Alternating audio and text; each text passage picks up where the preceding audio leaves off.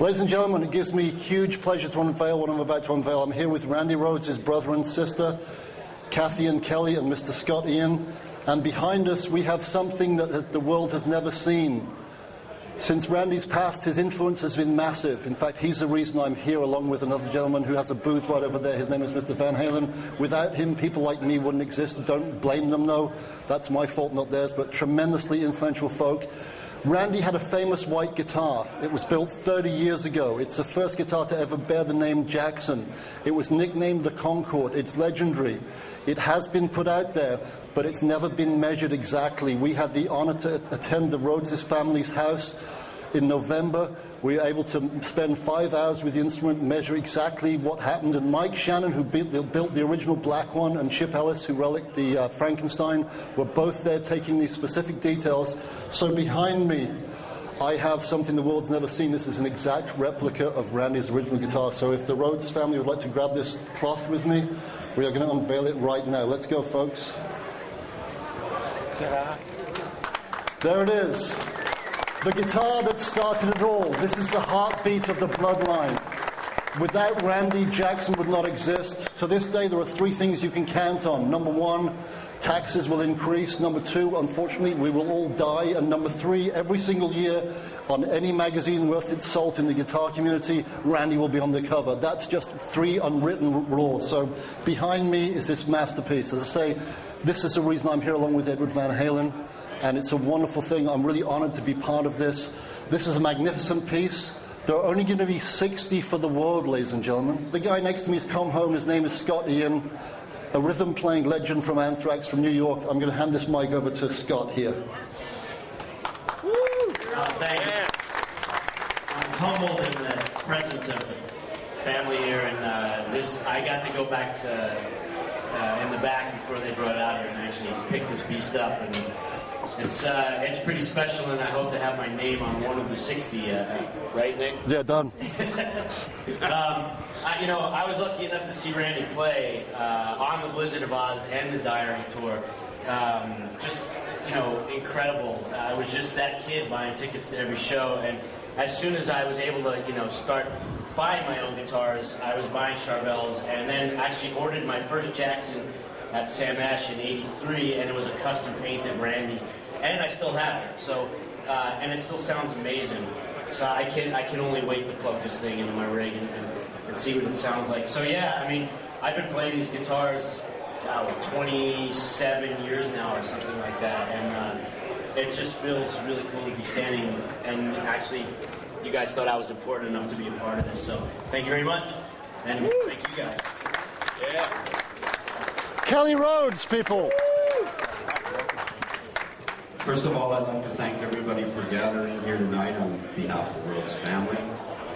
I am extremely honored, and my sister as well, that this could happen and that this anniversary could be remembered. My hope is this: a lot of artists are going to play this guitar.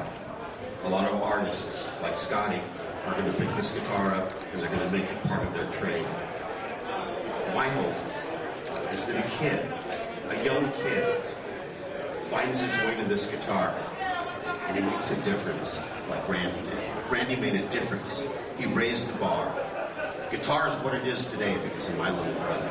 My hope is that this guitar ends up in somebody's hands and makes a difference. Thank you so much. God bless.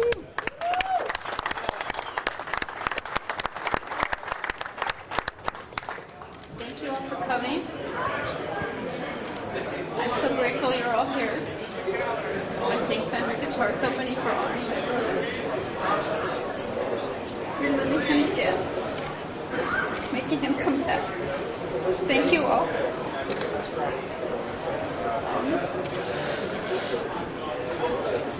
All of you who buy this guitar know that it comes with our blessing from our family, and that we honor all those who play it. And we love you all, and thank you for keeping my brother's memory alive. Yeah. We love you all, and we love Randy. And we never get tired of hearing how great it is.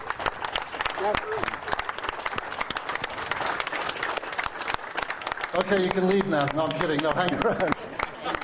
Hang around, please. There's a lot more exciting stuff to come. 1, 2.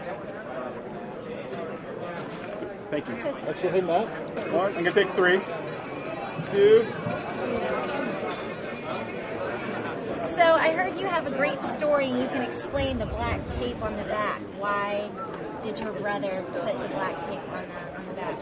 Well, the tape on the back is actually kind of a cosmetic feature, because when those guitars were on stage for the stage show with the castle for Diary of a Madman and Blizzard, well, Diary of a Madman actually, Sharon didn't want anything visible. She didn't want like you to see the white Marshall amps, and she didn't want you to see like the guitars. What she wanted a completely dark stage. So they were taped like that so that they could be standing, and you wouldn't actually know they were guitars until he took them up and flipped them. Yeah. So it was actually like a cosmetic effect, so that it would blend in better with the stage. I don't think he liked it too much either. No, I don't think he liked it. He probably didn't really care for having his guitar all taped up. Also, one other thing, while I've got the floor, let me explain for all those that don't know. Randy was really impressed with the Concorde airplane. He got to come back for Christmas in 1980, and he got a ride on the Concorde. And if you take the guitar and you tilt it like this so that the headstock's at 11 o'clock, it's the outline of the Concorde guitar, hence the Randy Rhoads. So you guys keep it under lock and key, but I heard you let it out for our custom shop builder and Chip Ellis and Mike to come out and inspect it, measure it, make sure it's exact. We did. Exactly. We did. We had both of them open and at their discretion, and they laid them right out on the big table in the lobby like they were going to do surgery on them. And they put a like butcher paper and drew a graph, and they just actually recreated the guitars schematically to make this come true. So what do you guys think? I mean, you know, Go ahead. you're used to the original, so what do you think? It looks like you guys broke in and stole it. Pretty impressive. Yeah, it's pretty impressive. They did a great job. Even the hardware, it's aged, and what would the proper word be? Nowadays, what do they say? Relic. It's a really good copy. Scary. And there, the guys were telling me that in the case still, he used to carry all these, you know, he had all these spare parts in there because he liked to fix it himself, didn't want anybody else, you know, working on it. They said it's just a, you know, As he left it. What they saw was exactly the way that case was left on the 18th of March, 1982. That's the way that he left it. And he had a lot of replacement and spare parts. Yes. If you even know about Jackson guitars, then you know the history, and you know where it comes from.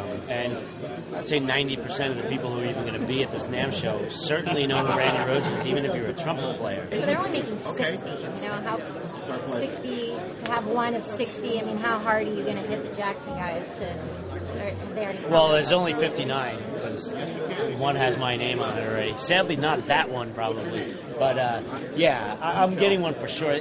I'm not a big guitar collector. Like, I don't own a bunch of vintage stuff or anything like that, but a few years back, I decided I would start collecting signature model guitars of the guitar players that I love, like, that have influenced me. And I've got a pretty cool collection now of signature models, and this one's going to look really good. This one's going right out front.